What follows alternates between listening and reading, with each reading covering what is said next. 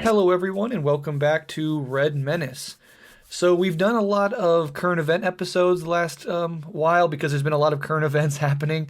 But now we're sort of getting back to our roots, and we're doing a more classic Red Menace theory text episode. But instead of focusing on a singular text, we're doing what we've promised for a few months now, which is to do another Intro to Marxism episode, this time focusing on political economy. Our last Intro to Marxism was very well received, and we've got a lot of positive feedback on that, but it was really centered around historical materialism, dialectics, etc. We touched a little bit on political economy, but with no real depth. So afterwards, we both agreed we needed to go in that direction, and that's what we're here to do today.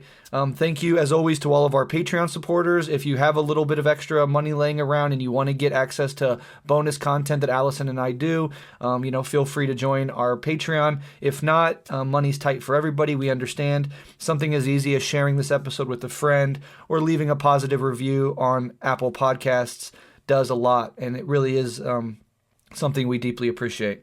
But without further ado, let's get into this big sort of topic. It was challenging in some ways, but hopefully, we'll provide a solid introduction to this element of Marxism, which can sometimes be overlooked or underemphasized. So with all of that in mind, Alyson, what do we want to do? What do we want to accomplish with this episode overall?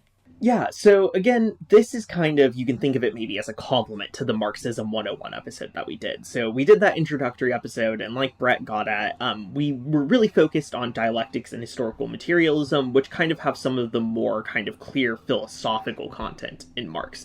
And looking back, we realized that even outside that episode, in the broader trend of Red Menace, we haven't done a lot of attention to political economy. We did an episode on Marx's economic manuscripts of 1844 that got into it a little bit, but for the most part, it hasn't been our focus, and we've kind of generally tended to read Marx from a philosophical perspective. Both Brett and I have a background in philosophy, so that's definitely what I think is most comfortable for us, and what we're, able to default to doing a little bit better when approaching a text, is reading it through that lens. So we're kind of trying to challenge ourselves a little bit today by looking at things from the explicitly economic angle to understand maybe aspects of Marxism that we have undercovered a little bit. So if you haven't already listened to the Marxism 101 episode, I would say you should definitely listen to that. This is going to go along with it. It's going to kind of work to, buff up some of what is explained there, and they should really be understood in relation to each other. One thing that is really, really hard when you're studying Marxism is that it draws on a lot of different fields, right? Karl Marx studied philosophy, law, economics, history, studied a whole range of fields, and to try to catch up with that is really difficult. So we're going to do our best here to kind of expand out into that political economic side, both by looking at the history of political economy, what it is, and where Marx fits into it, and then breaking down some sort of key terms and ideas within Marx's political economy. Yeah, absolutely. And just to say my last thing before we move on, it's really important to us to not advance the idea implicitly or otherwise that there is a strict division here between Marxist political economy and Marxist political philosophy and theory. These aspects of Marxism are inexorably intertwined, and they must be understood together. Thus far, our work on Red Menace has tended toward the philosophic aspects of Marxism, not least, as Alyson said, because both of us come out of a philosophy background, and that's where we feel most at home. But having covered so much of that, we really did want to turn our attention toward the economic aspects of Marxism, because they really form the basis of the Marxist critique of capitalism, and thus undergird the political theory and action that Marxism advocates for. So with that in mind, we turn our spotlight of attention now toward the economic, with the hope that this episode can help others gain a better understanding of it. Since this is an introduction of these concepts, we won't be able, as with our last episode, to flesh out every single nuance or complexity within these ideas, but we hope it acts as a solid introduction and foundation from which our listeners can launch into, deeper dives themselves. And the best way to start this episode, as all good philosophers will no doubt agree, is to put some definitions on the table. So with all of that said, Alyson, let's get into the second segment of this episode, and let's talk about what political economy is. So getting into the political side of Marx requires us to wrestle with this idea of political economy.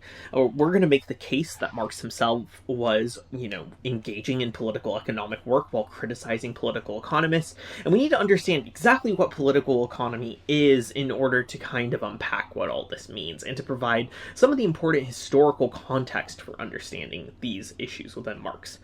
So political economy is an interesting term in as much as it's not really used today. You can find political scientists and you can find economists at any given university, but not many refer to themselves as political economists. Rather than bumble my way through explaining this myself, I believe that political economist Alex Drazen has a definition in his book Political Economics in Macroeconomy that is very solid. So Drazen writes, quote, "How does politics affect economic outcomes? This question has been asked probably as long as people have been interested in economics itself. From Adam Smith's Wealth of Nations in 1776, or perhaps the Physiocrats, even earlier, until at least John Stuart Mill's Principles of Political Economy in 1848, what we now call economics was in fact generally referred to as political economy. This terminology in large part reflected the belief that economy was not really separable from politics. This was more than an administrative classification of disciplines. It arose from the widespread view that political factors are crucial in determining economic outcomes. Hence, a discipline of economics historically viewed political forces not only as influencing economic outcomes, but also as a determining influence." End quote. So there's a few things I think to pick out from this quotation that can help us understand what political economy is. So first, according to this definition, political economy is a historical disciplinary term that predates our current understanding of economics. And so in this sense, much of what we consider economics and political science today would have been called political economy in the 18th and 19th centuries. And the second thing to note here is that Drazen, he insists that the term was more than just a way of classifying different disciplines within the university, right? So it's not purely about how we classify that. Instead, he argues that the term political economy denoted, certain assumptions about the world, namely that economics and politics are inextricable. So if you've listened to any of our past episodes of Marx, you can probably see how thoroughly this fits with this definition and shares sort of its core assumptions, right? Marx is interested in economics in the context of politics and political struggle in very, very many ways. So you can kind of begin to see the connections there. So over time, this core assumption would kind of begin to lose favor, leading to the modern distinction between economics and political science. And this is somewhat of an oversimplification, but for our sakes, those who studied and practiced economics kind of sought to come up with a more rational or rigorous science, and as a result, they discarded some of the political factors that they had been looking at that were a little more slippery and were seen as less scientific in nature. So that helps us understand how the term political economy differs from the modern discipline of economics, but we still need to get a bit into the history of political economy to actually contextualize Marx's work. So political economy has to be understood as developing in very specific conditions. So some of the most important political economists, such as Adam Smith, David Ricardo, and John Stuart Mill, wrote during a period of really significant global change. All three wrote during a revolutionary period of capitalist development. The 18th and 19th centuries saw both the Industrial Revolution and the intensification of capitalist development, as well as the events of the American and French Revolutions. So, a lot going on in this time period. So, given this historical context, sociologist Vincent Mosco states that the early task of political economy was, quote, understanding social change and historical transformation, end quote. So, as this rapidly changing world, began to settle into certain economic and political patterns, political economists sought to systematically study the economic and political developments they saw around them. The work that these theorists produced was focused on describing, what they were seeing in terms of these changes, as well as to intervene into economic debates.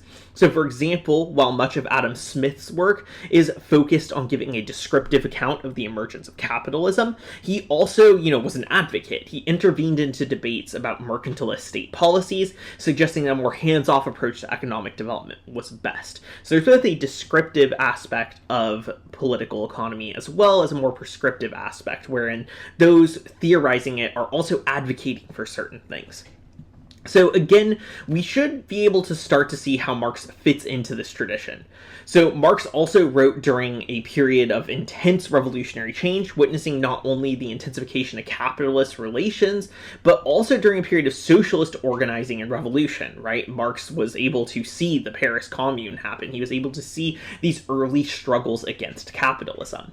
And like the political economists who came before him, Marx is really focused on understanding social change, but his emphasis in particular is on the question of sort of broader social development. How do societies develop and what forces drive them?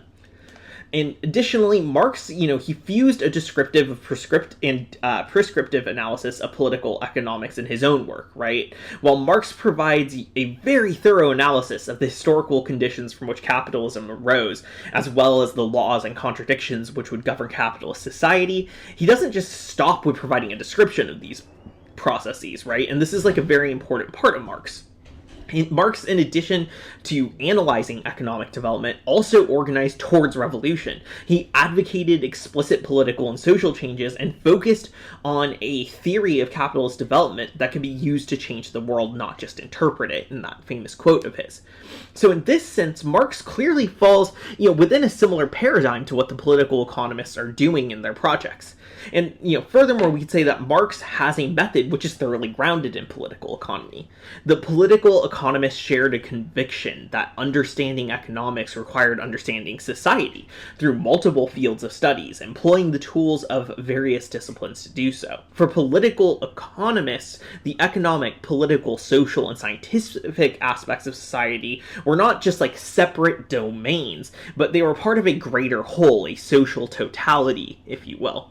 So Marx's own method of analysis shares this assumption as he draws on the works of anthropologists, philosophers, economists, scientists, and many others. And, more than that, Marx also understands capitalism as a totality that has an abstract logic that can be studied scientifically. In order to do that, we need law, we need philosophy, we need history, we need economics, we need all of these tools to get that broader view.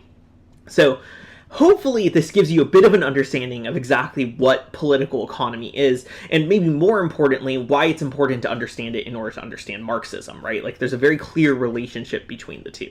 Now that we have a solid understanding of what political economy is, it's time to dive a little bit into the history of it. I think understanding the history of bourgeois political economy is a necessary sort of first step to understanding Marxist political economy.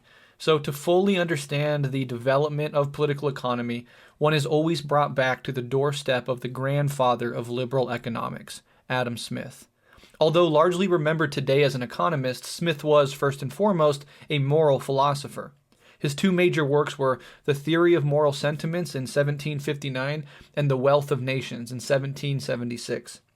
He was in many ways the philosophical thinker of the emergence of industrial capitalism out of mercantilism and feudalism, and the founder of free market economic theory.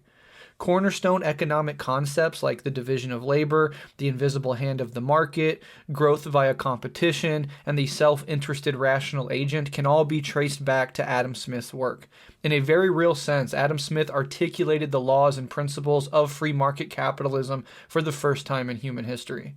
Smith is often co-opted by the libertarian right as a dogmatic, laissez-faire thinker, but in reality, given his roots in moral philosophy, Adam Smith was not dogmatic at all. He thought deeply about the social effects of this emerging economic system, made way for government regulation and progressive taxation, warned about the parasitism of landlords, and was suspicious of colonialism and empire.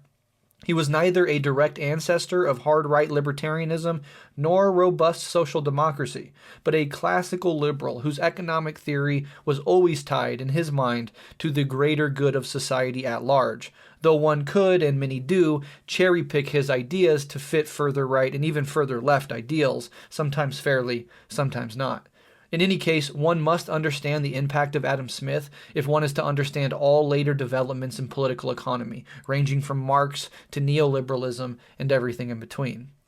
One aspect of Smith's work that I would like to highlight is his belief that free markets would benefit all of society, without said benefit being the goal of any engaged in market competition. Adam Smith thought that market capitalism would benefit all people and increase overall prosperity, not through moral appeals, but through the logic and momentum of the market itself. In fact, he argued that on the individual level, the benefit of others need not come into it at all, arguing, quote, "It is not from the benevolence of the butcher, the brewer, or the baker that we expect our dinner, but from their regard to their own self-interest. We address ourselves not to their humanity, but to their self-love, and never talk to them of their own necessities, but of their advantages." End quote. Out of this arises two aspects of capitalism that we can still see today, one good and one bad. The good is that Smith was correct that capitalism, driven by self-interest on the individual level, does lead to extraordinary increases in economic growth and overall prosperity. This fact cannot be denied, and in fact Marx himself accepts it as true. However, the underside of this is that the very self-interest which drives economic growth also works to undermine the social good that Adam Smith thought would flow from his system.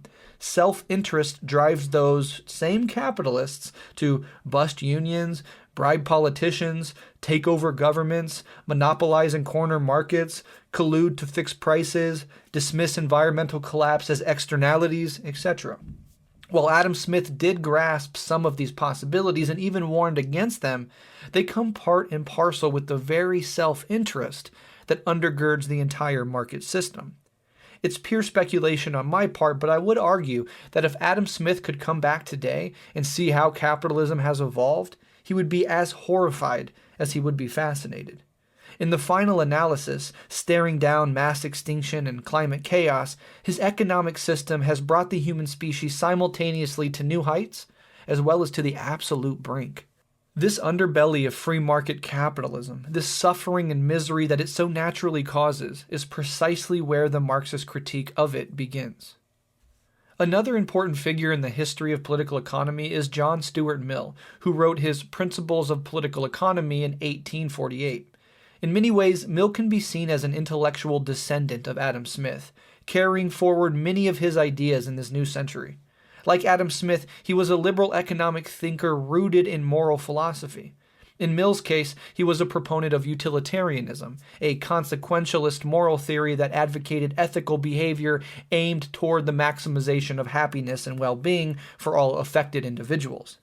He viewed his economic theories as, in some sense, outgrowths of this underlying moral theory. As such, Mill expanded on some of the seeds of humanism found in Smith. He believed, for example, in true equality of opportunity, and thus a strong inheritance tax, seeing the unearned inheritance of wealth as a cause of unfair inequality. On utilitarian grounds, he supported government-funded public education, private charity, and even worker cooperatives. In his earlier work, he was more hard-lined toward the center-right on economics, but over time he developed a real sympathy for elements of socialism, at least in its utopian iterations. But throughout his work, he maintained a strong defense of individual property, free markets, and flat taxes, not wanting to punish the thrifty through progressive taxation. Competition was also big for Mill, arguing that he couldn't accept the socialist critique of it and thought it was absolutely essential to economic functioning, an argument we still often hear today. Two major elements of his work stand out to me, however, as a Marxist. One, his assertion that the ultimate tendency in a free market economy is for the rate of profit to decline over time, and two, his concern that the unlimited growth implied by free market capitalism would eventually cause the destruction of the natural world. These two ideas would, of course, be taken up and expanded on by Marx, and still to this day are foundational concepts within Marxist political economy. Overall, Adam Smith and John Stuart Mill were foundational thinkers of political economy, offering new articulations and robust defenses of private property and free market capitalism, while at the same time advancing moral and economic concerns that have only been proven increasingly correct with the passage of time. All of this, along with many other thinkers, of course, were grist for the mill of Marxist political economy, and were indispensable to Marx as he set out to write Das Kapital.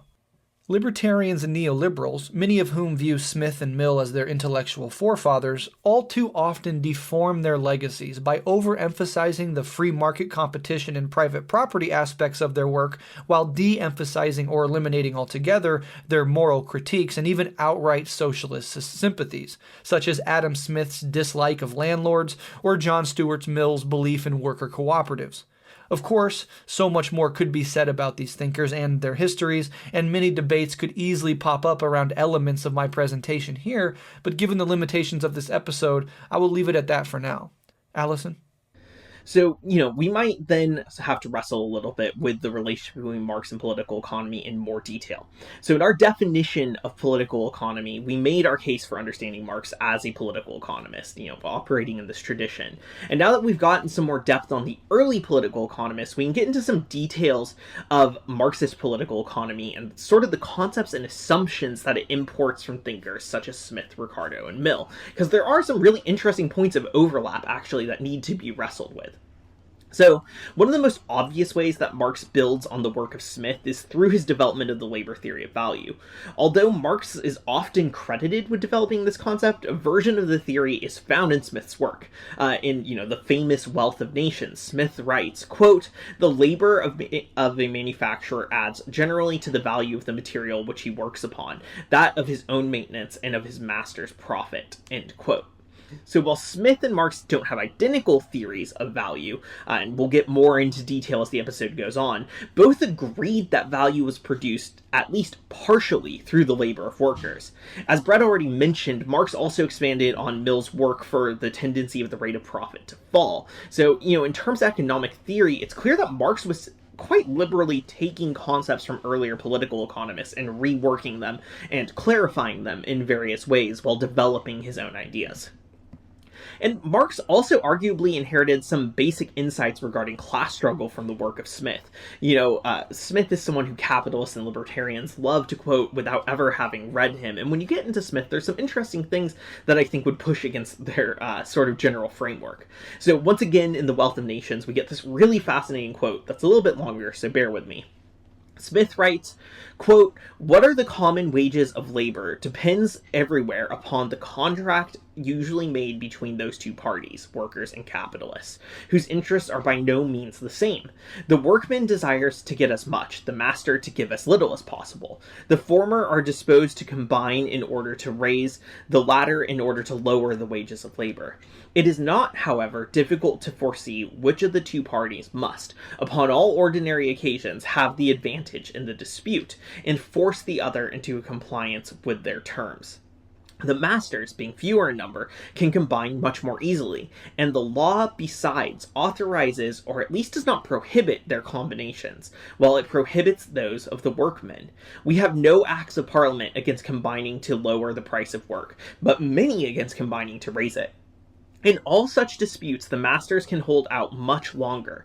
A landlord, a farmer, a master manufacturer, a merchant, though they did not employ single workmen, could generally live a year or two upon the stocks that they've already acquired. Many workmen could not subsist a week. Few could subsist a month, and scarce any a year without employment. In the long run, the working man may be as necessary to his master as his master is to him, but the necessity is not so immediate." End quote. So what's going on in this, rather interesting quote? So we see a few ideas that actually really become important in Marx's work, and arguably also in Lenin's work to certain extents. So first we see a notion of class struggle, which recognizes that there's a fundamental divergence of interests between the workers and the capitalists. Smith doesn't argue that these two forces exist in a harmonious relationship that leads to their mutual enrichment. And on the contrary, Smith, he argues that their interests are to a certain extent irreconcilable. So this is a theory of class struggle that recognizes class enmity to a certain degree, and is not what many people would find or expect to find in Adam Smith's work.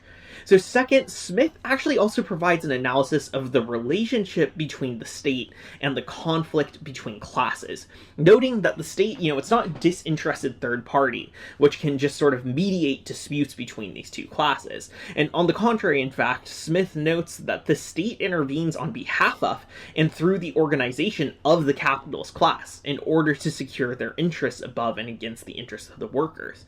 So contrary to the liberal idea that the state is sort of the mediator which can allow all the classes of society to get along for the public good, Smith sees the way the state is a tool of class domination. This is something quite interesting. And finally, Smith notes that the working class is uniquely positioned to be in a constant state of dependence on wage. While other classes might survive the loss of a job and the cutting off of wage, workers are doomed by the possibility, instead relying on selling their labor in order to get by. And so this view fits remarkably well with Marx's theory of the proletariat as a population that has nothing to sell by but their labor. Marx really emphasizes the way that the proletariat faces this kind of dependency on wage that we see prefigured in Smith. So, to be clear though, we can't just say that Marx full-heartedly agrees with everything Smith says. Despite these similarities, and despite Marx clearly borrowing heavily from the ideas of political economists who came before him, he also really broke distinctively from these theorists and, was in fact very, very critical of their underlying assumptions. While Smith helped develop the tools that Marx used to argue for the emancipation of the working class, Smith was himself also an advocate of capitalist development who championed the transformative power of capital. So we can already kind of see where him and Marx aren't going to get along in that regard. So Marx was critical of Smith and the political economists on several fronts that we'll get into. If you want more details on this, you can go back and listen to our episode on the economic and philosophic manuscripts of 1844, because a lot of the critique of political economy is found in that text, and it is well worth your read, and we have an episode that can hopefully be of assistance. But for now, we're going to focus on a few things. So one important point that Marx critiques, when he's sort of addressing the political economists, regards their theory of humanity and what humanity is. So Smith, along with other political economists, argued for a very particular view of humanity and human behavior. Now, there's some inconsistency in how Smith looks at this, but the standard read is that Smith sees humanity as very self-interested and individualistic. So in The Wealth of Nations, Smith sort of advocates for this view of a fundamentally self-interested being, writing that, quote, "It is not from the benevolence of the butcher, the brewer, or the baker that we expect our dinner, but from their regard for their own interest," end quote. The implication there being, right, social solidarity is not the basis by which we get by, but people pursuing their own self-interest in a way that leads to an economy that can benefit us all. But the benefiting us all is sort of an after-the-fact thought. So, John Stuart Mill also presented a very similar view of humanity, noting that political economy is concerned with humanity as an economic species, and, quote, "as a being who desires to possess wealth, and who is capable of judging the comparative efficacy of means for attaining that end." So this view of humanity, we're seeing here is very self-interested, an economic creature engaged in economic maximization for themselves and no one else. And, some economists have mockingly referred to this concept of homo economicus, right? The idea that humans are an economic species governed by individualist self-interest. And, that is something that Marx is going to want to problematize. Marx strongly disagrees with this view of humanity for several reasons. While he understands humanity through an economic lens, right? Marx isn't going to push back there. He does not suggest that humanity is governed merely through individualist desires and a drive to accumulate wealth. And in fact, Marx suggests that the human drive towards labor does not result merely from the fact that labor is a means of acquiring wealth, right? We're not just doing it to get rich individually, but rather from the fact that human beings are laboring beings. Marx even suggests that if it wasn't for alienation imposed by class society, humans might not resent labor, but rather be able to find joy and expression through it. So Marx therefore argues that the theory of humanity that's proposed by the political economists is not only incorrect, but what they're seeing and describing as universal human nature is actually just a description of the kind of deformed beings that capitalism turns us into.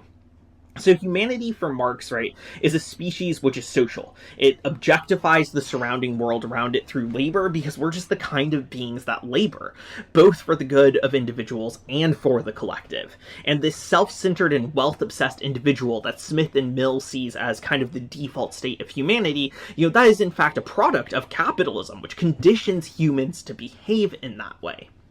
So already, we can see somewhat the impossibility of disentangling the political economic aspects of Marxism from the philosophical aspects. So a question like what sort of beings are humans is really a philosophical question in a lot of ways. And yet, this question is also at the core of the political economic debates that Marx wants to have. And we can see how difficult it gets to disentangle these things. And further complicating things is the fact that Marx's answer to the question, isn't just grounded in economic or historical analysis, but also it's deeply rooted in Hegel's views of humanity and objectification in shaping human consciousness. He's drawing on a whole host of sources to sort of make this critique and present his own position. So, that's a lot, I know, and we're going to try to step back for a little bit and summarize where we are at so far. So first, we can really clearly see that Marx is engaging thoroughly within the field of political economy. Contrary to the claims of many modern fans of Adam Smith, we've seen that Marx and Smith actually shared some similar ideas in common, and we can really conclude that Marx definitely borrowed ideas from Smith and further developed them in his own directions. Second, we also have seen that Marx didn't just uncritically draw on the political economists who came before him. Instead, Marx was critical of several assumptions that underlined the works of political economy. And his efforts to argue against these assumptions, Marx began to develop his own distinct approach to political economy. So before we move on to sort of breaking down the individual ideas and terminology within Marxist political economy, we should take a second to kind of summarize some of the broader features of Marxist political economy for us. So first, Marxist political economy seeks to understand capitalist modes of production through the lens of class struggle. And we'll get into detail about what all this means, but let's just get the big picture together so we can kind of fill things in.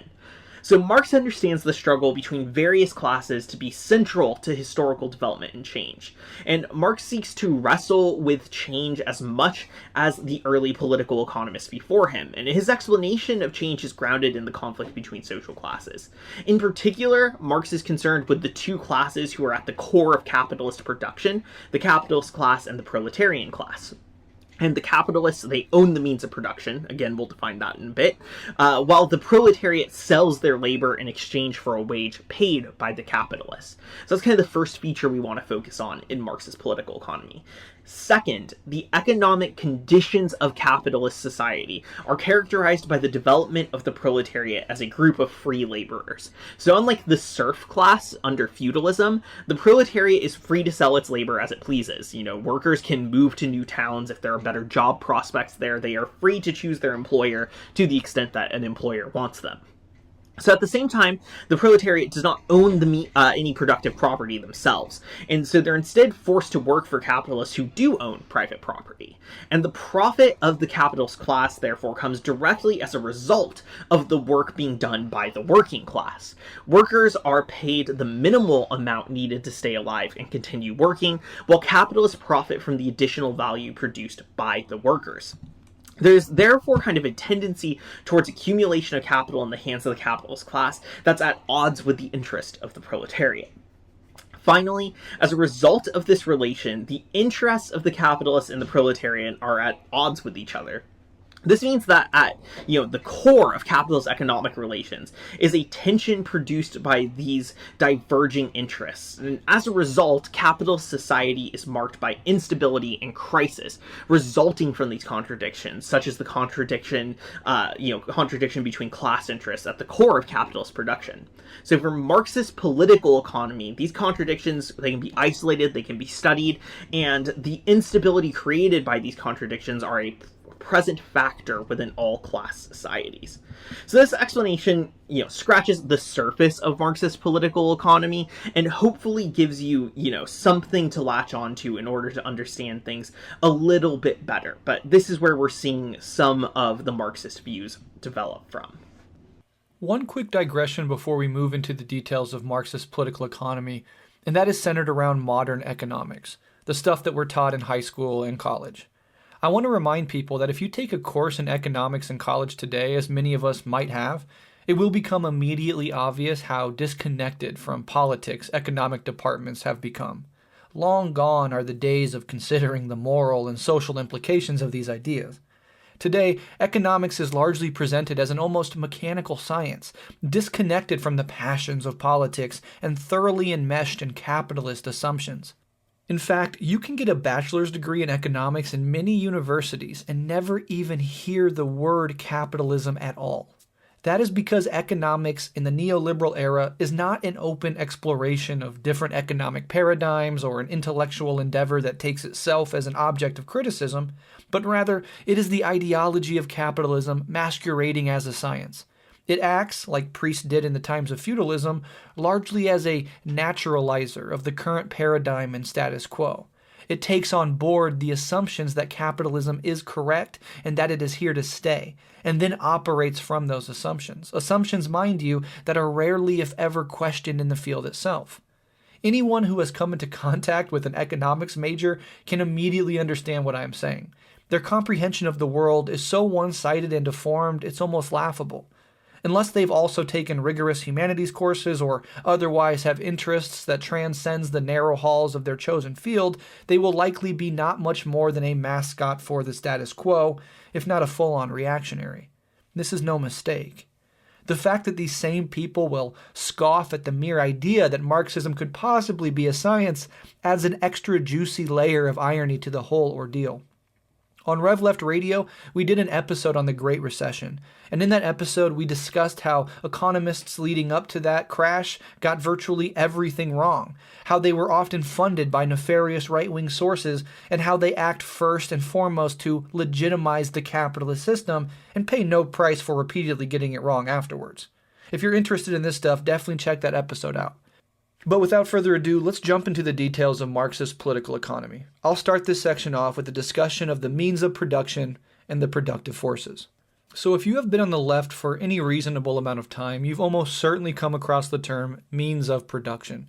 It's a core concept of Marxist political economy, it's the center of gravity around which our understanding of class revolves, and it's been the focal point of countless leftist memes for many years. Most of you probably even have a solid grasp of what it means, but it never hurts to revisit such subjects and refresh and deepen our understanding of them in the process. So what are the means of production? In the simplest of terms, the means of production are the means by which goods and services are produced.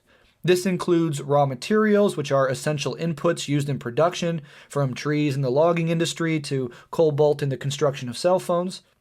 The means of production also include the buildings, machines, and other tools used in the production of goods and services, and of course the land upon which all of this happens. If you are a worker in a car factory, for instance, the means of production include the building in which you enter to clock in, the assembly line that you man during your shift, the gear you have to wear to do it safely, etc. Under capitalism, none of those things are owned by the worker. Instead, they are owned by the capitalist, who then rents out the body and time of workers via a wage and slots them into certain roles in the productive process, also known as the division of labor. The means of production can be broken down into instruments and subjects. The instruments are the tools, machines, and infrastructure used to produce goods and services.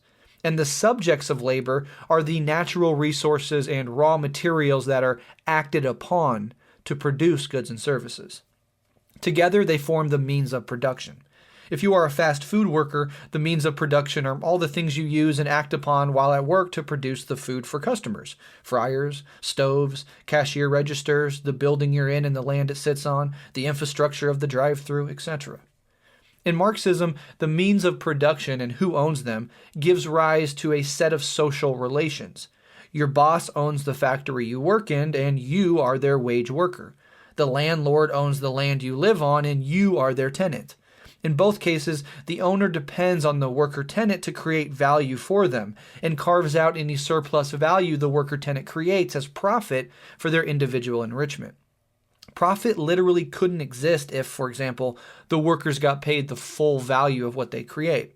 So under capitalism, you have social production, i.e. where many people come together to create a good or service, and you have individual appropriation, i.e., where the owner rakes in the surplus value created by said workers.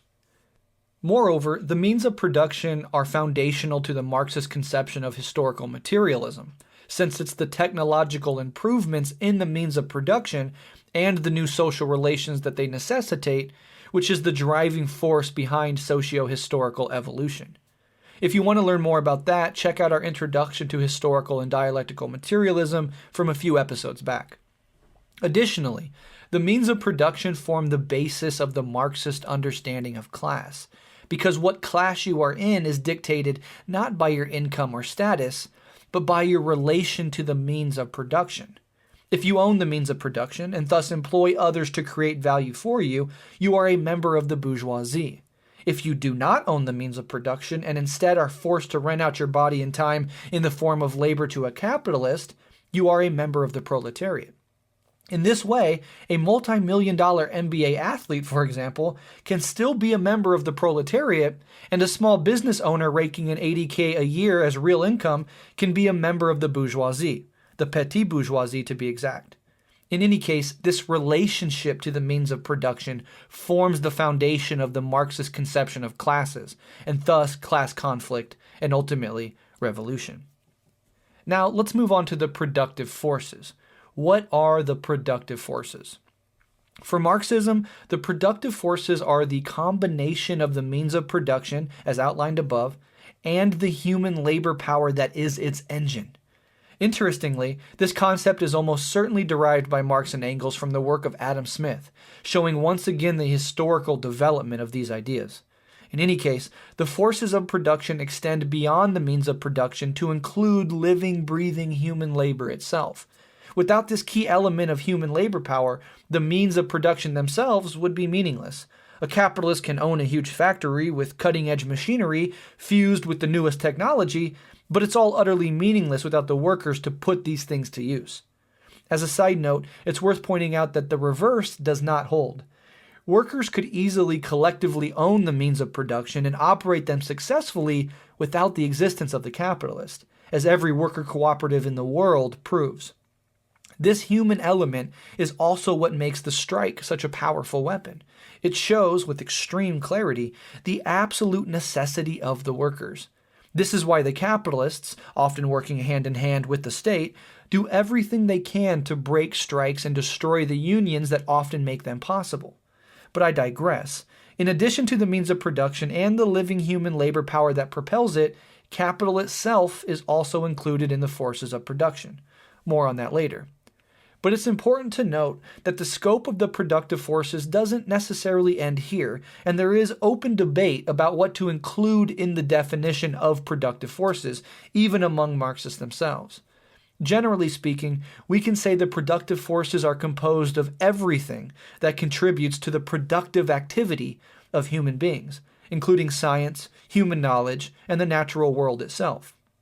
One definition of productive forces from Marxist.org puts it this way, quote, "Unless we are mistaken, neither Marx nor Engels ever formulated a precise definition of productive forces. This is undoubtedly not an accident, since they were dialecticians and not metaphysicists. They were more concerned with the relation between things and their transformation than with their inclusion in a static and fixed formula, which would inevitably reduce one's comprehension of them. The notion of productive forces covers a reality with a great diversity of factors and elements, including the division of labor and even certain elements of nature, including population growth. We should thus consider that the productive forces are composed of all the factors which contribute to the productive activity of human beings. Tools and machines are productive forces, as are factories, means of transportation and communications, technology, and science. The productive forces also include the concentration of production in large factories and the social division of labor, which allows for the more intensive use of machines." End quote. I think that is a fair and properly open-ended way to think about the productive forces. Alyson? So, when we are talking about what class is, this is a really important question for us to think through. we have already taken, I think a fairly extensive look at class and class struggle in this episode, but this is meant to be an introductory episode, so we need to spend a little more time, I think, on like what defines class according to Marx, especially because there's some common misconceptions around this. So to start, we need to push back against a sort of common colloquial understanding of class that many people are familiar with. In the United States, especially, we are prone to talk about lower class, middle class, and the upper class. And in the most common use of these terms, really the qualifier for entry into one of these classes is largely what your income is. So in fact, we even usually divide the middle class into lower and upper middle class on the basis of income. Your class position in the US, as broadly understood, is thus largely thought of as a matter of your wealth and lifestyle, which follows forth from that wealth. And this is very different than the technical meaning of class that Marxism employs. So while the common understanding of class is somewhat akin to a system of ranking based on income and wealth, a Marxist theory of class is defined by a relationship to the means of production as well as a relationship to other classes. So classes are understood as collectives with collective interests which result from these relations. As we've explained above, the two main classes of interest under capitalism are the capitalist class and the proletarian class. Each is defined by a relation to the means of production. The capitalist class owns the means of production, while the proletarian class does not own, but rather works the means of production. Additionally, each class is defined in relation to the other. To be proletarian is not only to have no ownership of the means of production, it's also to sell one's labor to the class which does own the means of production. Conversely, to be a capitalist does not mean merely to own private property, but rather to also pay for the labors of workers to produce value through their labor with your private property. A person who owns some part of the means of production but does nothing with it and lives in isolation would be no more a capitalist than a person who does not own the means of production but who lives alone in a cave would be understood as a worker. Classes thus exist in relation to material conditions as well as in relation to each other, and classes themselves are part of a broader relationship of production under Marxism. It's important to note that the proletarian and capitalist classes are not the only classes in Marxist political economy. This is a misunderstanding a lot of people have when they first start to research Marxism. In fact, Marx often in his own writing included the land-owning class as one of the other main three classes during capitalism in 19th century Europe. Marx also notes the existence of the lumpenproletariat and the petty bourgeoisie, though, to be very fair, his writing on these subjects are beyond the scope of what we're doing here, and a little difficult to unpack in some ways. The important thing to note is that while there are more than two classes under capitalism, Marxism is focused on two classes in particular, right? The working class and the capitalist class. That's where the analysis really focuses in on. So finally, although Marx talks about the interests of these two classes, the Marxist view does not maintain that there's a perfect unity within these classes. Various factions within the capitalist class, all the time they'll vie for power against other factions, and divisions within the proletariat also arise and complicate things. So while Marx talks broadly about class interests, this is for the sake of explaining, broader historical patterns and trends, rather than for the sake of essentializing these classes and pretending there's no contradictions or divisions internal to them. Okay, so before I get into value more broadly, let's quickly discern between use value and exchange value. This distinction is fairly easy to grasp. Use value is defined by how a given commodity meets or satiates a need. The use value of food is that it stops hunger, nourishes the body, and is necessary for human life. The use value of a home is that it provides shelter and is a place for humans to sleep, eat, wash, etc. The use value of a car is that it provides transportation. Exchange value, on the other hand, represents the value of one thing in relation to the value of another thing. For example, I have a vintage hardcover copy of Das Kapital, and you have an eighth of marijuana you're willing to trade for the book. In this scenario, one copy of Marx's masterpiece is worth 3.5 grams of marijuana. That is the exchange value of each object. In a market society, all exchange value is measured by money, a sort of meta-commodity through which all other commodities express their exchange value. A gallon of milk is $4, an iPhone is $900, a new car is $20,000, and so on. When a company produces a commodity, they produce it in order to get rid of it, because what they are interested in is the exchange value of that particular commodity, i.e., what it brings them in the market. A pencil company doesn't produce pencils for the use value of the pencils. After all, they are not interested in using the pencils themselves. They produce pencils for their exchange value, the money they can make by selling said pencils on the market. The consumer buys the pencil for its use value, giving the company money in exchange for the commodity because they seek to use that pencil, perhaps to write a screed against free markets, who knows. Okay, so that's easy enough, right? Nothing too complicated there. What gets much more complicated is trying to nail down the Marxist theory of value. As a lowly podcaster and all-around dum-dum, I am not properly equipped to dive down this particular rabbit hole with the nuance and firm grasp of capital that it requires. However, I can say some basic things about the Marxist theory of value, as well as highlight some common misunderstandings surrounding it. So let's settle for that. Let's begin with the history of the question. When most people think of the Marxist theory of value, they will think immediately of the labor theory of value, which states generally that labor is the source of all value. Or, put another way, that the value of a commodity is dictated by the amount of socially necessary labor that went into producing it. However, the labor theory of value was not the invention of Marx. In fact, it was the theory put forward and defended by the famous bourgeois economist Adam Smith and David Ricardo. Hell, even Benjamin Franklin wrote, quote, "The value of all things is justly measured by labor," end quote. In the transition from feudalism to capitalism, the labor theory of value was weaponized by the emerging bourgeoisie, at that time a force of progress, against the feudal landowning class. Once dominant, however, bourgeois economists began to back away from the theory, not least because of the subversive and revolutionary connotations inherent in it for the proletariat. In any case, Marx took the labor theory of value from these earlier economists, re-articulated it, complicated it, and put it in service of his broader examination of capitalism, starting from the viewpoint of society as a whole, instead of the viewpoint of the individual. Today, the labor theory of value is often caricaturized, oversimplified, strawmanned, and mocked by neoclassical economists and anyone wishing to defend the status quo, often betraying their own deep ignorance of Marx and his theory of value in the process. In other instances, the critiques against it are quite strong and demand to be reckoned with.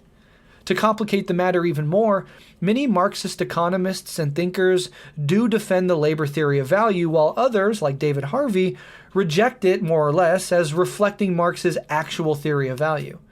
Quoting Harvey, he says, quote, "It is widely believed that Marx adapted the labor theory of value from Ricardo as a founding concept for his studies of capital accumulation. Since the labor theory of value has been generally discredited, it is then often authoritatively stated that Marx's theories are therefore worthless. But nowhere, in fact, did Marx declare his allegiance to the labor theory of value. That theory belonged to Ricardo, who recognized that it was deeply problematic even as he insisted that the question of value was critical to the study of political economy. On the few occasions where Marx comments directly on this matter, he refers to value theory and not to the labor theory of value." Later, Harvey says, quote, "Marx's value form, I conclude, is not a still and stable fulcrum in capital's churning world, but a constantly changing and unstable metric being pushed hither and thither by the anarchy of market exchange, by revolutionary transformations in technology and organizational forms, by unfolding practices of social reproduction, and massive transformations in the wants, needs, and desires of whole populations expressed through the cultures of everyday life. This is far beyond what Ricardo had in mind, and equally far away from that conception of value usually attributed to Marx." End quote. On the other hand, someone like the economist Richard Wolff does offer a defense of the labor theory of value. Instead of quoting him at length, I'm going to play about a 4-minute clip of him answering a question from an audience member about this exact question. If you read Marx, you'll know that he makes a distinction between values and prices. He talks about prices and what causes them. He talks about values, which for him are something else. Nor is he the only major economist who did that. Smith and Ricardo also did that. So He tried to use his analysis of value to say whatever else a commodity is, a thing produced in capitalism, it has in it a congealed amount of labor. Every society has to make a decision, whether it's conscious of it or not. How much labor will we allocate to making food? How much will we make to clothing? How much, because you only have a certain amount of labor and you have a set of desires. And so every society allocates labor one way or another. For Marx, the value of a commodity simply meant the amount of the total labor a society had that was allocated to the production of that good. That's a definitional logic, which he then used to explain why prices are what they are. But there was no equation of price to value. Let me go back to the first part of your question. Has there been lots of criticism of the labor theory of value? Absolutely. There's been lots of criticism about virtually everything Marx ever wrote because of what happened in the years since. But that's true of every theory of value. For example, the mainstream one that is taught in the United States has a different name. I don't know if you've heard of it. It's called the utility theory of value. Things are valuable because of the amount of utility they provide to the consumer. Try, please, to measure that. Please, come on. You're all smart folks. You think that's an easier concept to nail down? The utility theory of value? Exactly how much joy does that ice cream provide for you? How much money are you willing to part with? Will that vary with the temperature outside? Will it vary with the amount of calories you're counting? What? Every economic theory begins with a set of basic hypotheses upon which it builds its system. Marx started with labor because for him that was the key variable to focus on. Neoclassical economics, which developed in the 1870s, for those of you who know, was itself a reaction against Marx. They hated the labor theory of value because it was associated with Marx. They forgot, so let me make sure you all know, that Marx did not invent the labor theory of value. Marx took the labor theory of value. This may come as a shock to some of you, but just do the work, you'll learn. Adam Smith and David Ricardo, champions of capitalism. That's where the labor theory of value comes from. Marx thanks them profusely for it and then uses it to do things they never wanted to see done. This happens often in science. The people who develop a concept then get very upset with where their students take it. Marx was a student of Smith and Ricardo, took the labor theory of value in a way that was critical of capitalism. They had used it to celebrate capitalism. But if you see a lot of criticisms of the labor theory of value, be careful what these are criticisms of, because Marx's labor theory of value is not the same as Ricardo's and not the same as Smith's, and has more to do with this notion of how labor is allocated in a society than anything. Marx was not. Let me put it another way. When I teach in the American university system, we begin by assuming all students want to understand the great mystery of economics, which is, why is the price of something what it is?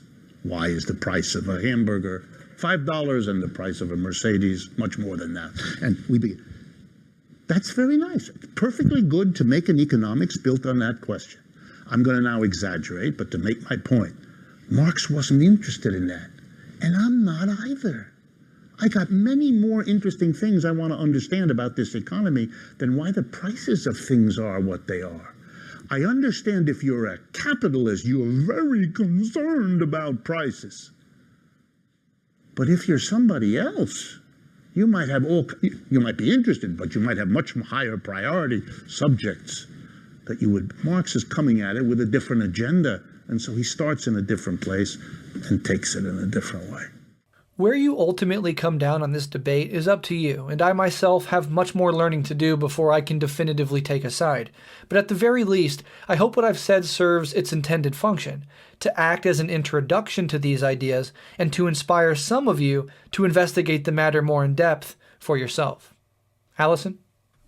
So, two other concepts that we need to understand that are central to Marxist political economy are how wage functions and the concept of surplus value, and how both of these work in relation to capitalism as a broader system. So this is another concept that we've sort of referenced already, though not quite by name, and it deserves its own thorough explanation. So scholar Dino Faluga concisely defines surplus value as, quote, the surplus produced over and above what is required to survive, which is translated into profit in capitalism.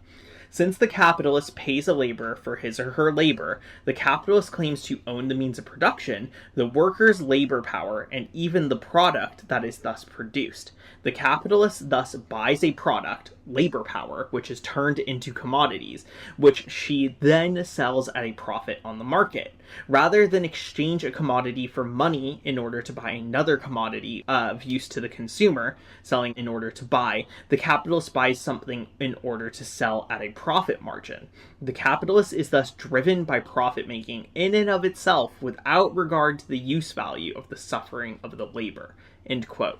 So there's several things in mind here. Not all of it is related to the definition of surplus value, but that definition gives a sense of what surplus value is and a sense of how wage functions. So remember, workers do not have anything to sell besides their labor. This kind of central idea.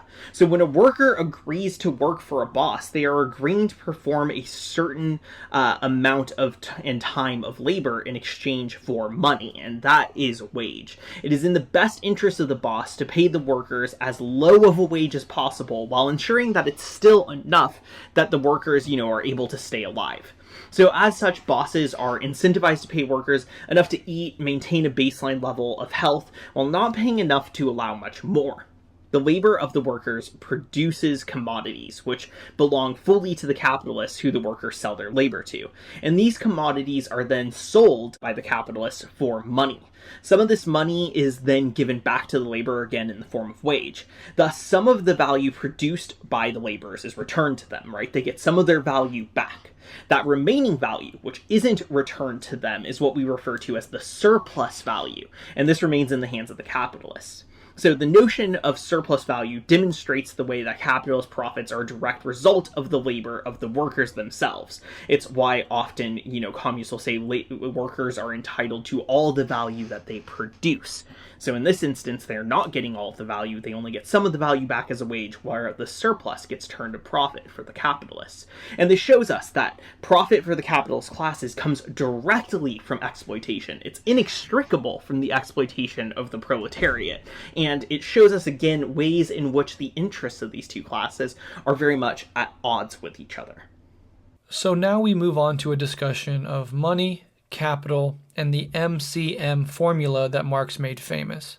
We've already discussed money as being a measurement of exchange value, or as I said earlier, quote, a sort of meta commodity through which all other commodities express their exchange value.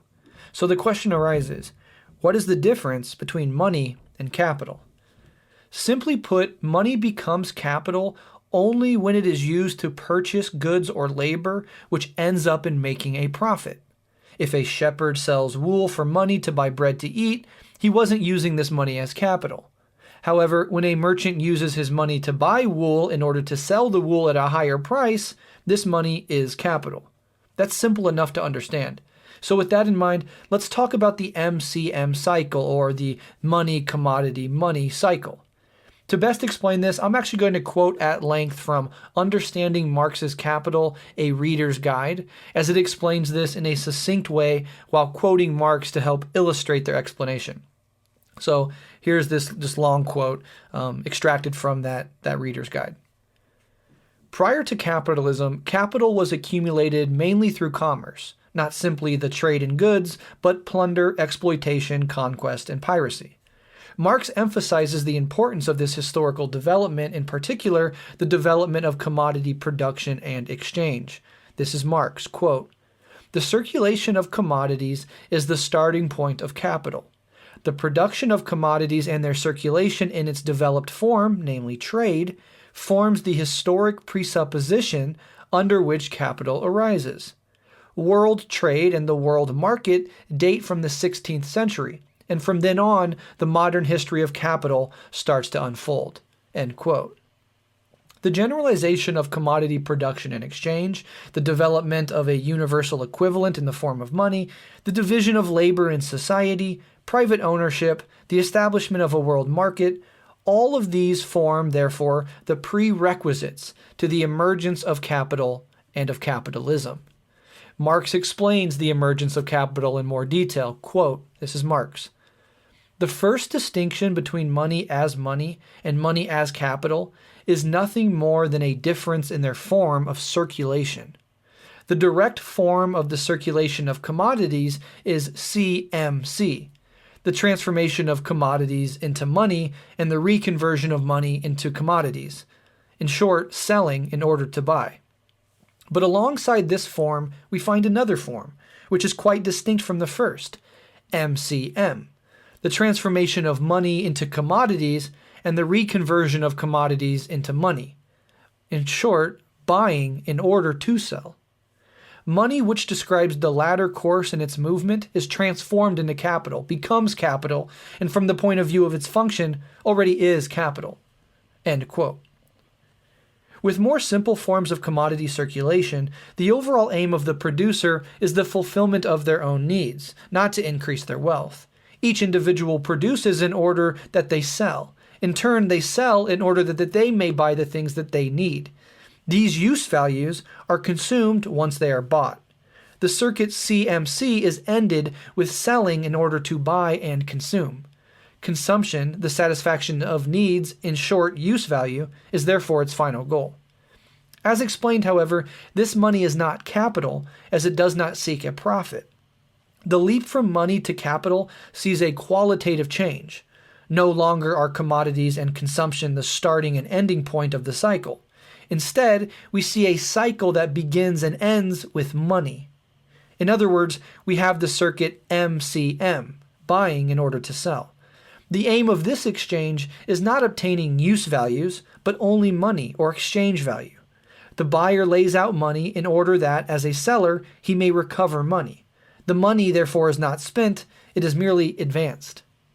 With the development of capitalism and the generalization of commodity production and exchange, and the resultant development of money, production is no longer conducted for the purpose of fulfilling individual needs. Instead, the reason for existence of production and trade is profit, the creation of money from money. The path MCM proceeds from the extreme of money and finally returns to that same extreme. Its driving and motivating force, its determining purpose, is therefore exchange value. The capitalist does not care for the actual needs in society. Inasmuch as they care about fulfilling needs, it is only in order to sell their produce and realize their profits. The motor force for production, therefore, becomes the endless drive for profit. This is Marx speaking, quote, "As the conscious bearer of this movement, the possessor of money becomes a capitalist. His person, or rather his pocket, is the point from which money starts and to which it returns. The objective content of the circulation we have been discussing, the valorization of value, is his subjective purpose, and it is only insofar as the appropriation of ever more wealth in the abstract is the sole driving force behind his operations that he functions as a capitalist, i.e., as capital personified and endowed with consciousness and a will.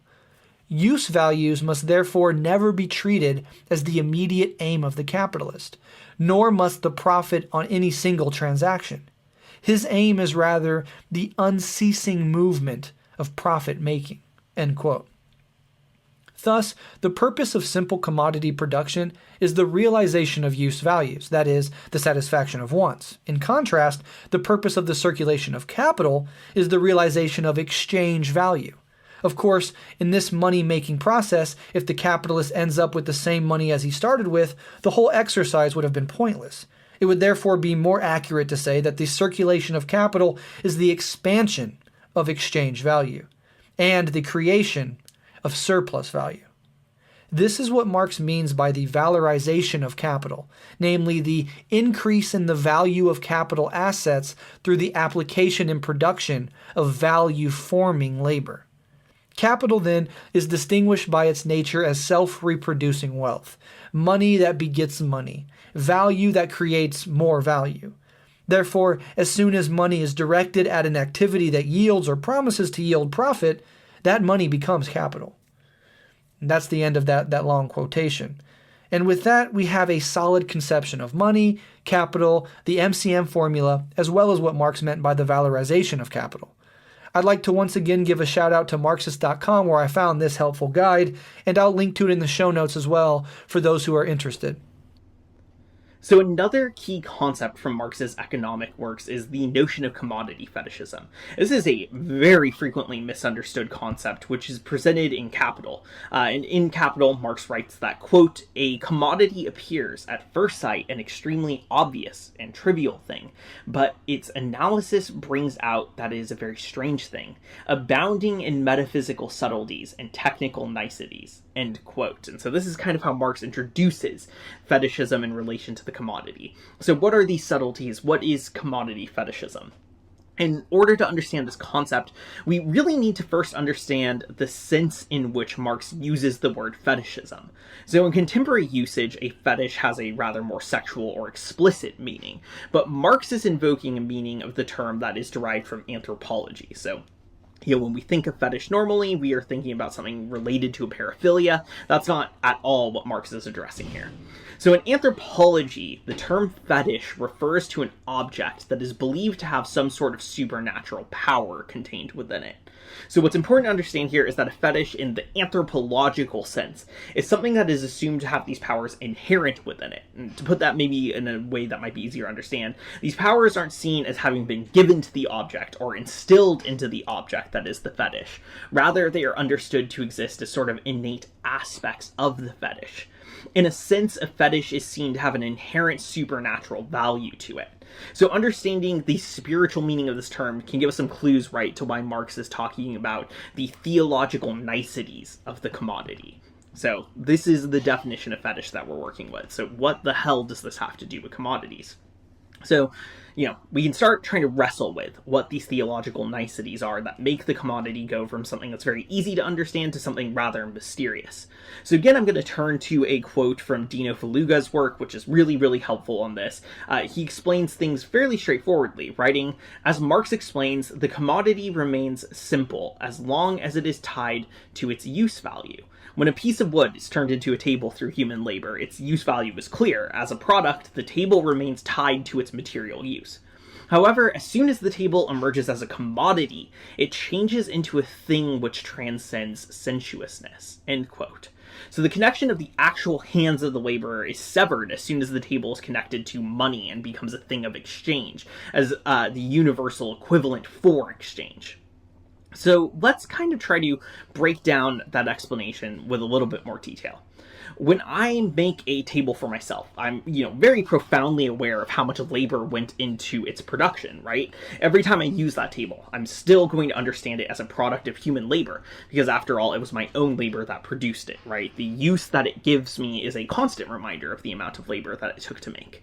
At the same time, if I go to, say, IKEA to buy a table, I don't see the tables for sale as the products of human labor. I see their prices and I see them as commodities I can purchase with money, but the relationship between their value and the labor which produced them isn't immediately present to me. So, just think about it, right? When you go into a store and you see commodities, you're not thinking like, oh, here's all the work that went into it to make them and give them the value that is reflected in the price that I'm going to pay for them.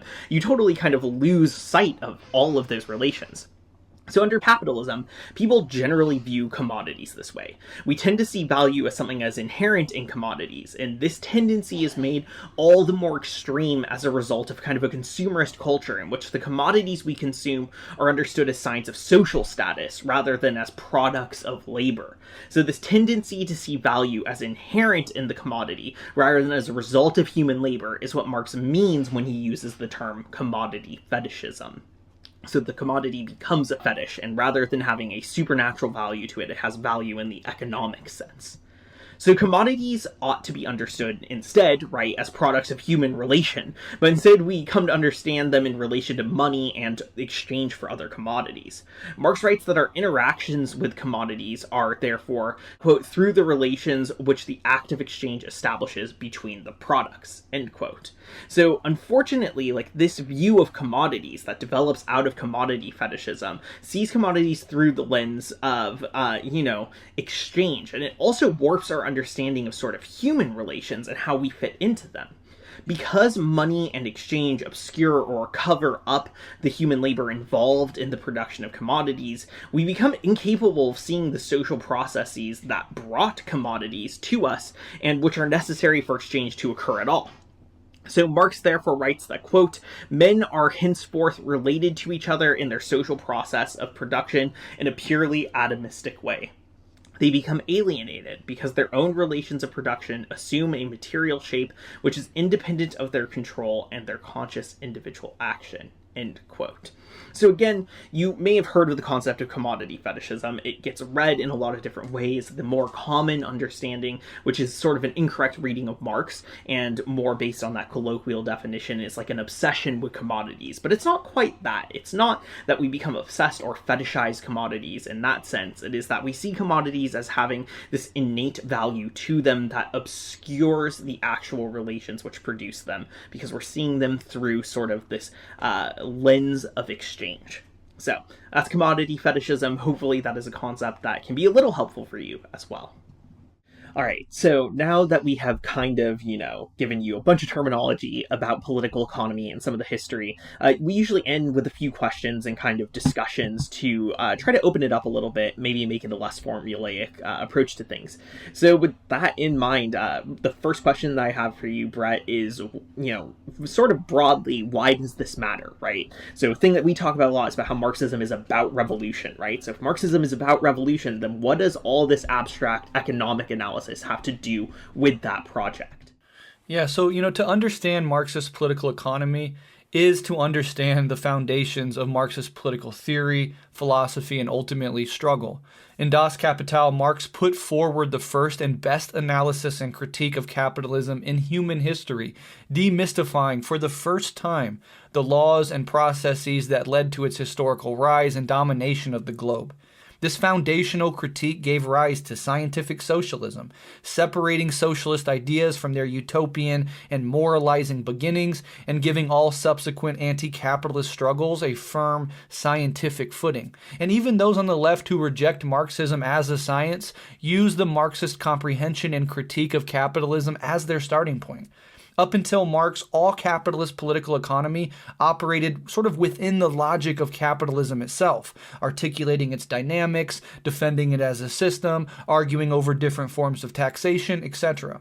What Marx and Engels were able to do was to take a meta perspective on capitalism and analyze it from a historical perspective, detailing how it arose out of slavery and feudalism, how it functioned to dominate and exploit the working class, and pointing toward its inevitable historical downfall. And in the process annihilating all attempts to naturalize capitalism as synonymous with human nature or as the end-all be-all of economic systems. In order to cure a disease, one must have a proper diagnosis of the problem. If you subscribe to the miasma theory of illness instead of the germ theory, you will have no idea how to understand or cure viral infections. In a similar way, if we lack a proper diagnosis of capitalism, we simply won't be able to formulate a proper cure, successful proletarian revolution. This is why all world historical proletarian revolutions that were actually able to challenge capitalism and imperialism on a global stage were rooted in a Marxist understanding of what capitalism was and how it functioned.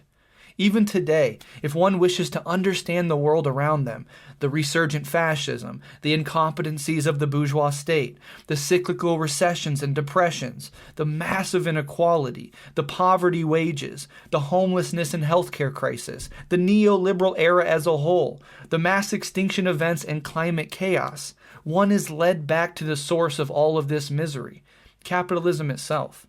This is why intelligent liberals, many of whom reject socialism and Marxism explicitly, are increasingly being forced to identify capitalism as the primary problem, even against their own ingrained commitment to liberalism. You can only deny that the sky is blue for so long. Eventually, the truth of it imposes itself upon you, whether you want to see it or not. Marx's analysis of capitalist political economy only increases in importance with time, and beyond a shadow of a doubt, will continue until humanity has transcended capitalism altogether. As much of the rulers of this dying world want to mock, suppress, or reject the truths that Marx unveiled, the new world still wants to be born, and Marx gives us the tools to be its midwife. All right, Alyson, I have a question for you.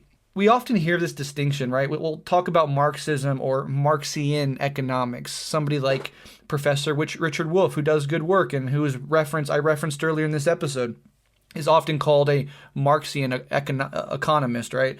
So what's the difference there, and is there an issue with the former? How would you parse those two terms? Sure, yeah. So especially when you dive into the political economy ends of things, you start to see this distinction a lot, right? You start to see a lot of people who call themselves Marxian economists rather than Marxists. So Wolff, I think, is like the example that most people will be familiar with. So there's a couple things to sort of think about in terms of where this distinction comes from and whether or not it's semantic or refers to some actual like content distinction. So on some level, right, what the people who go by Marxian are trying to do is position themselves within the academy in a certain sense. Most of the people who are using this are academics, they are scholars rather than full-time professional organizers. So that is sort of one place that we could see it developing. So why would people in the academy be interested in using this term Marxian versus Marxist? Well, there's several reasons for that. So Marxism, obviously, while right now kind of is gaining popularity as a concept, as Brett was talking about, even liberals are starting to have to wrestle with it a little bit as we move into areas of crisis. There were also periods in U.S. history with much more extreme repression where identifying as a Marxist would get you in a bit more trouble. And so Marxian sort of began to gain some popularity among economists in the academy in particular as a way of saying, like, I look at the world through Marx's view of capitalism as laid out in his political economy, but I'm not necessarily involved in advocating for or organizing a Marxist revolution, right? So part of it was perhaps a claim to legitimacy, part of it was a perhaps sort of defense mechanism against repression within the academy. And on some level, we can understand like why that would happen, right? Academics are interested in producing knowledge, producing their own works, and those works can be very helpful to the movement, but they often are not extremely involved in the on-the-ground revolutionary struggle. And so differentiating themselves from that a little bit could make sense as a preservation technique. So to some extent, there is kind of a semantic difference where it is a way of reframing things in a more acceptable way. But I also, worry, and I think one thing we should push back against is that there is a concern with the content of the distinction as well. So to pretend that you can separate Marx's analysis of economics from his revolutionary theory is to kind of sell short a lot of his economics, right? This kind of ties back to what you were just saying about the relationship between revolution and economics. But the Marxist theory of revolution can't be disentangled from the Marxist view of political economy, right? Why is it that the proletariat is the revolutionary class? It's because of a political analysis that Marx has made of the two core classes of capitalism and the way that the proletarian is uniquely economically situated to fight back against capitalism because of insights that come from political economy. So the conclusion of Marxist political economy is essentially a revolutionary conclusion. And so this is where things get tricky, right? If people want to use Marxian as a term to kind of separate themselves off from Marxism as an ideology and as a revolutionary struggle, I think that they sell Marxism a little bit short, and it's not quite that easy. It's hard to look at the world through a Marxian lens and not conclude in a revolutionary direction. In fact, if you take Marxist political economy seriously, you are forced to confront the fact that capitalism is in a constant state of crisis and constantly on the verge of partial collapse, and only is able to resolve that through forms of brutality as from the state as well as from private interests. And it's a little bit difficult to look at those insights from political economy and be like, and I don't think capitalism should be overthrown or gotten rid of, right? That is a difficult position to put yourself in to a certain extent.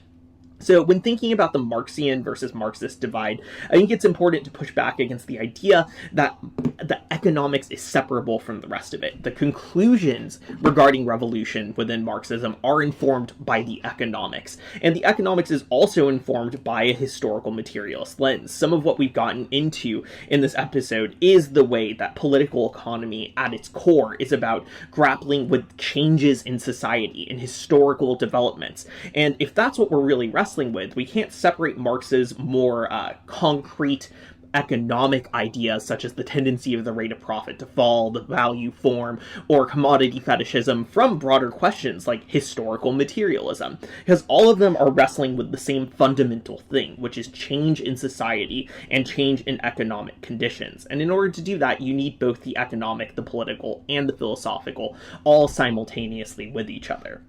So to the extent that, Marxian versus Marxist has a difference, I think we should push back against the Marxian framing, and we should insist that Marxism is comprehensive and that you can't just take part of it and ignore the politically inconvenient conclusions, because those conclusions are inseparable from the economic analysis. Yeah, absolutely. Incredibly well said. And with that, it marks the end of this introduction to Marxist political economy. Next month, instead of going back to current events, since we've done a lot of that lately, we're gonna go back to text. We're gonna do political theory. And Alyson, would you like to inform our listeners of what the next text will be, and then take us out?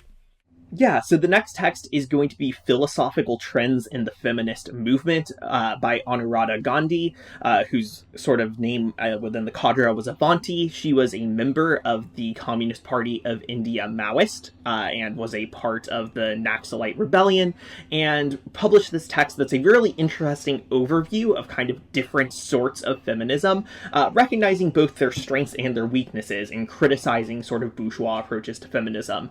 It's generally understood to be kind of a core text of proletarian feminism and of a Maoist perspective on feminism. So we're going to cover that because that is sort of a direction that has also been undercovered, I think, on our show so far. And we're going to try to dive into that a little bit. So if you want, you can find that work online. Just a quick Google will bring up multiple versions of it. There's a PDF available of it on Marxist.org, of course. And you can absolutely go ahead and start reading along. It's a little over 100 pages. It's a pretty easy to tackle text, I think, if you take the time with it. So go ahead and get going on that if you're interested in reading along for our next episode.